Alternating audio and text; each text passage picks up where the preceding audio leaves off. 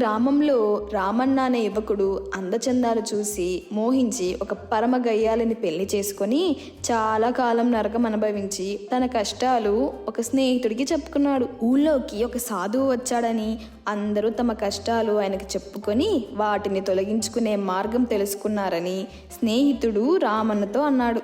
రామన్న ఆ సాధువుని సందర్శించి తన బాధ చెప్పుకున్నాడు. అంతా విని సాధువు, బాబు, నేను నీలాగే గయ్యాలి భార్యతో వేగలేక సన్యాసినై తిరుగుతున్నాను, నీకేం సలహా ఇవ్వగలను అన్నాడు.